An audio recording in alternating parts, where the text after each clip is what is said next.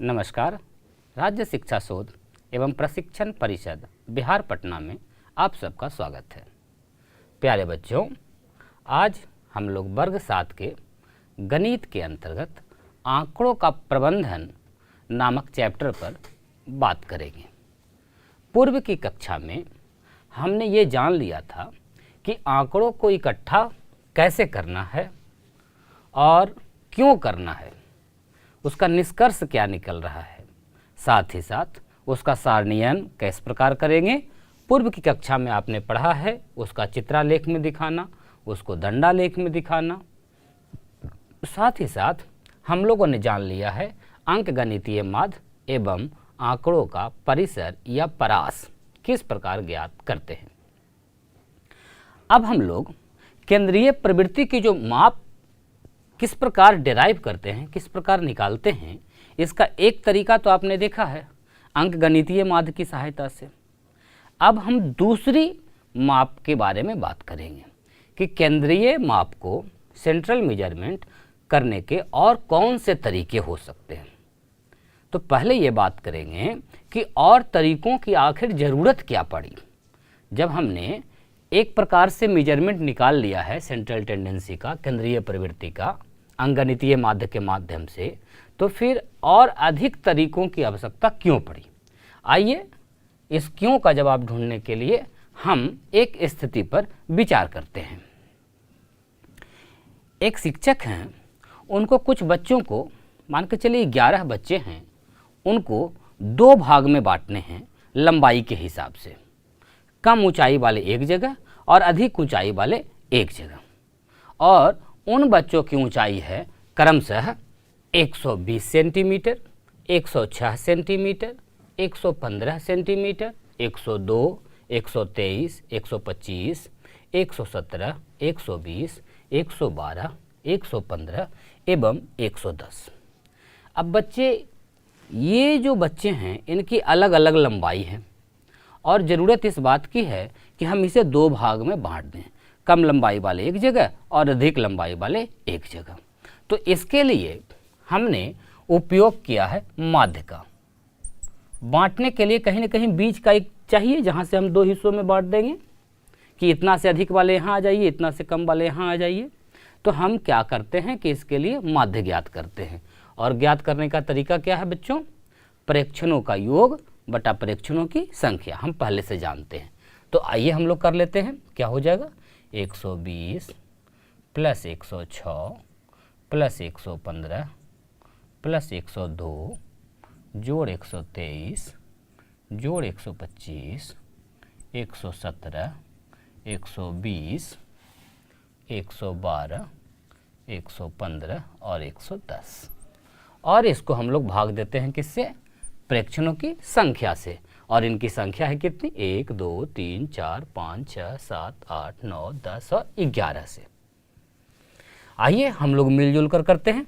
आप भी अपना जोड़ खुद से कीजिए और उसके बाद फिर हम लोग मिला लेंगे। आइए कर लेते हैं। 5 2 7 7 14 5 19 3 22 2 24 5 29 6 34 के 4 बकाया 3 1 4 1 5 1 6 2 8 1 9 2 11 2 13 1 14 2 16 बकाया 1 1 2 1 3 1 4 1 5 6 7 8 9 10 11 और 12 164 बटा 11। आइए हम भाग दे लेते हैं। भाग भी आता है आपको, आप खुद से कॉपी पर दीजिए, हम यहाँ दे ले रहे हैं। 1 1 5 44 10 99 सेंटीमीटर लगभग। बच्चों, हम लोगों का माध्य आया है 114.9 सेंटीमीटर, यानी ये बीच का माप है। तो इससे अधिक लंबाई वाले को एक जगह कर देते हैं और इससे कम लंबाई वाले को एक जगह खड़ा करते हैं और इस प्रकार हमारा 2 लाइन बन जाएगा। तो आइए पहली पंक्ति में कौन कौन लोग खड़े होंगे? फर्स्ट पंक्ति में कम वाले को खड़ा करते हैं, कम ऊंचाई वाले को। तो 114 से कम वाले, आइए देखिए कौन है? ये हैं। और 114 से कम कौन है? ज़रा ध्यान दीजिए, बिल्कुल, और ये, और इस प्रकार हमें किस किस लंबाई के बच्चे मिल गए? 106, 102, 112 और 110। और दूसरी पंक्ति जो हम बनाएंगे अधिक लंबाई वाले बच्चों की, उसमें इससे अधिक लंबाई वाले को लेंगे। तो 114.9 से अधिक किसका किसका है? 120, 115, 123, 125, 117, 120 और 115। इस पंक्ति में यदि आप देखें तो बच्चों की संख्या है 1, 2, 3, 4 बच्चों का लाइन लगा है। और इस पंक्ति में हमारे पास बच्चे हैं 1, 2, 3, 4, 5, 6, 7। अब देखिए तो बहुत छोटी स्थिति है। यदि और भी बहुत सारे होते तो आप देख पा रहे हैं कि 2 बराबर हिस्सों में नहीं बट रहा है। एक पंक्ति में बहुत कम बच्चे और दूसरे में बहुत अधिक बच्चे हो जा रहे हैं। तो सब जगह केंद्रीय प्रवृत्ति निकालने के लिए, बीच का मान निकालने के लिए माध्य उपयोगी नहीं है। इसके लिए हमें कोई दूसरा ऐसा तरीका ढूंढना पड़ेगा जो ठीक 2 हिस्सों में बांट दे। और जो ठीक 2 हिस्सों में बांट दे वैसे तरीके को हम लोग माध्यक के नाम से जानते हैं बच्चों। अब जो हम लोग सीख रहे हैं ये भी क्या करेगा? केंद्रीय मेजरमेंट को ही निकालेगा, केंद्रीय माप ही निकालेगा। माध्यक जिसे हम लोग नाम देंगे उसे माध्य नाम दे रहे थे, और अब जो तरीका हम बताएंगे उससे जो ज्ञात होगा उसे माध्यक कहेंगे। अंग्रेजी में इसे मीडियन कहा जाता है। इसमें क्या होगा? इसमें जो आंकड़े होंगे उसे हम 2 बराबर हिस्सों में बांटेंगे सिंपली। तो 2 बराबर हिस्सों में बांटने से पहले आपको क्या करना पड़ेगा? आंकड़े को सुसज्जित करना होगा, सजाना होगा, और तब आप उसके 2 हिस्से कर पाएंगे। आंकड़ों को सजाने के लिए, सुसज्जित करने के लिए उसे या तो आरोही क्रम में लिखेंगे या अवरोही क्रम में लिखेंगे। या तो आप बढ़ते क्रम में सजा दें या फिर घटते क्रम में सजा दें। तो सबसे पहला काम आपका क्या है? जब भी माध्यक ज्ञात करना हो, मीडियन ज्ञात करना हो, तो आप उसे आरोही या अवरोही क्रम में सजा लें। आइए हम आरोही क्रम में लिखते हैं। आप अवरोही में भी लिख सकते हैं, किसी प्रकार से सजा लेना है, या तो बढ़ते क्रम में या फिर घटते क्रम में। आइए हम अभी सजा रहे हैं बढ़ते क्रम में। तो चलिए, सबसे छोटा आपका कौन है? देख लीजिए 102। इसके बाद किसका जगह है जी? 106, 110 और 112। इसके अलावे 112 के बाद है आपका 115, 2 बार। 115 के बाद आइए ढूंढिए हमारे साथ मिलकर, है आपका 117 और है आपका 120। और 120 भी आपका कितनी बार है? 120 है आपका 2 बार, 120। और उसके बाद उससे बड़ा कौन है? 123 और 125, 123 और 125। क्या सभी आंकड़े पूर्ण हो गए? आइए 11 हैं कि नहीं? 1, 2, 3, 4, 5, 6, 7, 8, 9, 10, 11 बच्चे। इनको हम पहले आरोही क्रम में सजा लिए। अब इसे ठीक 2 हिस्सों में बांटने के लिए हम क्या करेंगे? इसका नंबरिंग जो हमने गिना है n, ये देखिए कितना आया है? 11। और 11 कैसी संख्या है? विषम संख्या है। और विषम संख्या के ठीक बीचों बीच वाला संख्या ज्ञात करने के लिए हम लोग क्या करते हैं? +1 करके 2 से भाग दे देते हैं।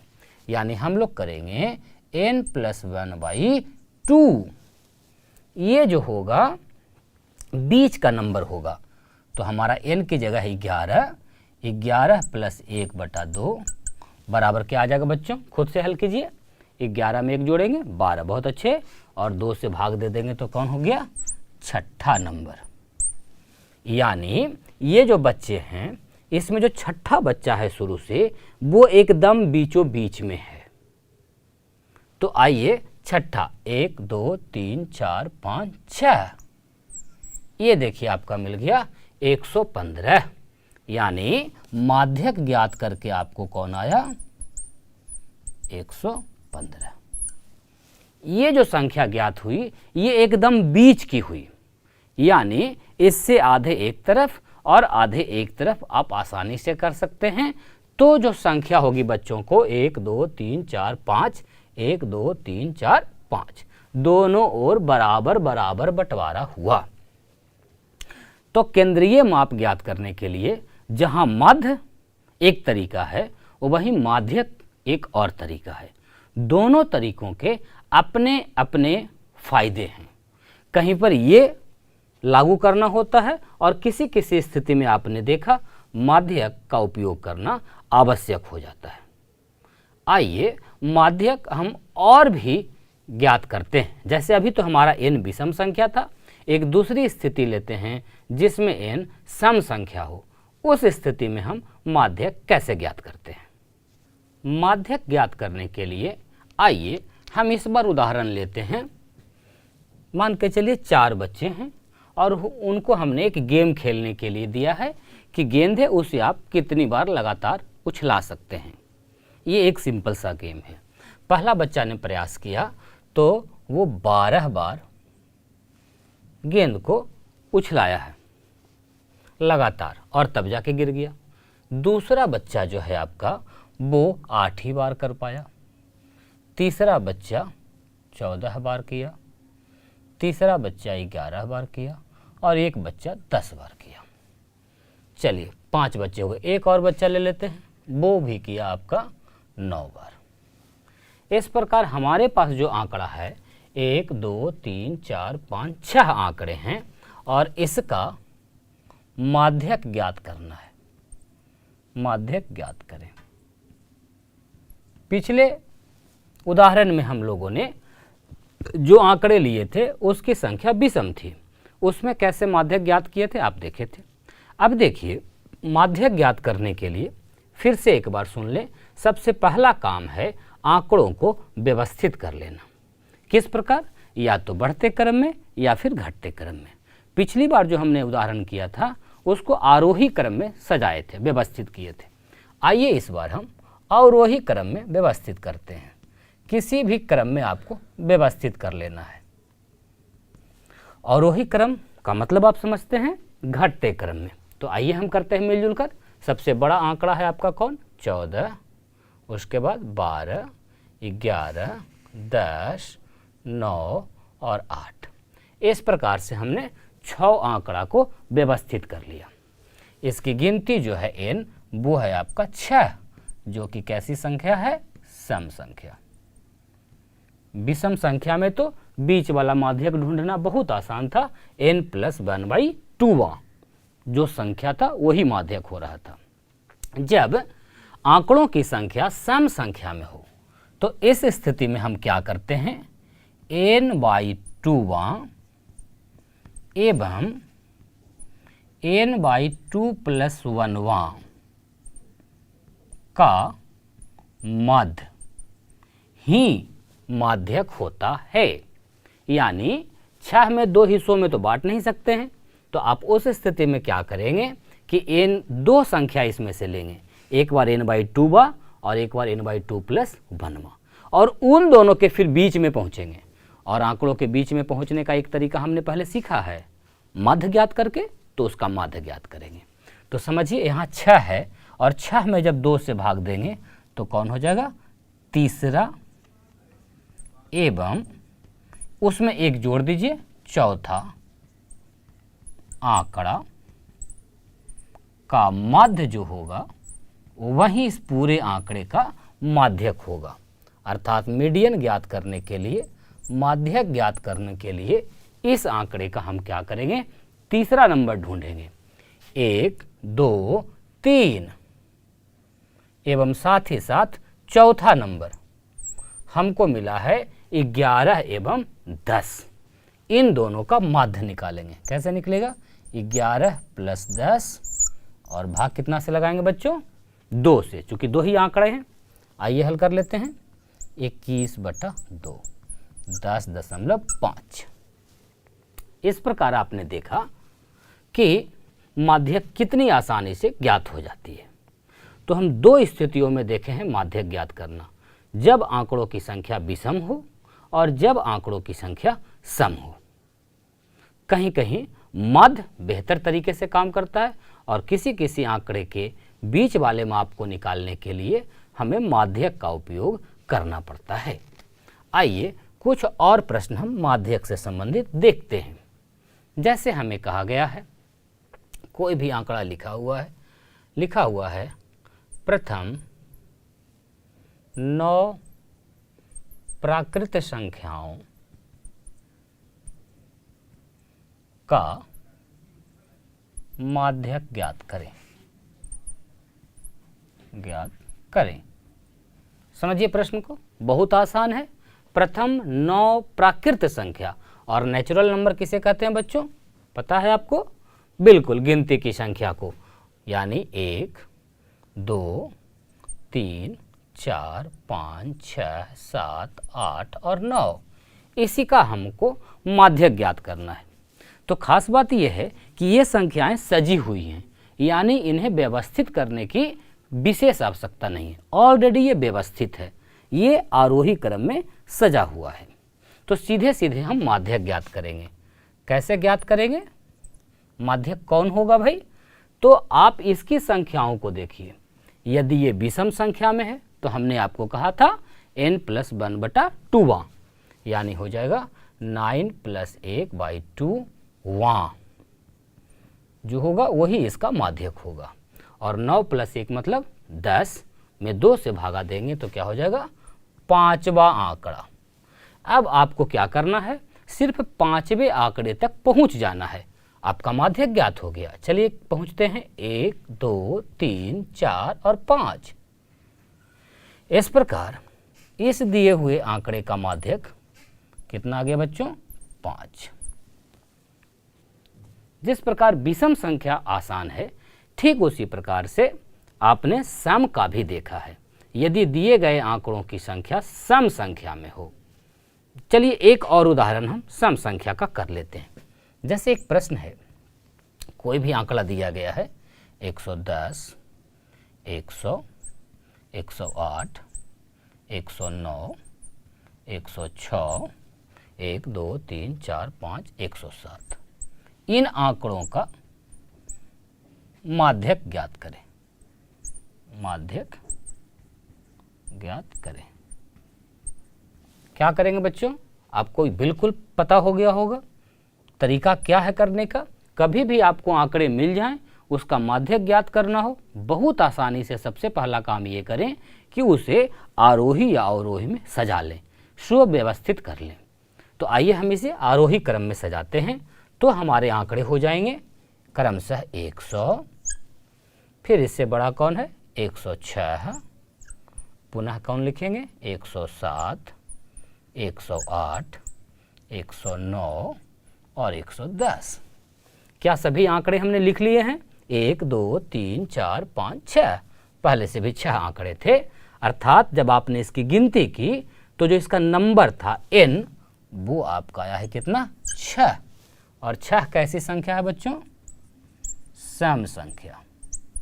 और जब नंबर ऑफ डाटा, आंकड़ों की संख्या सम संख्या में हो तो हमारा माध्यक कौन होता है?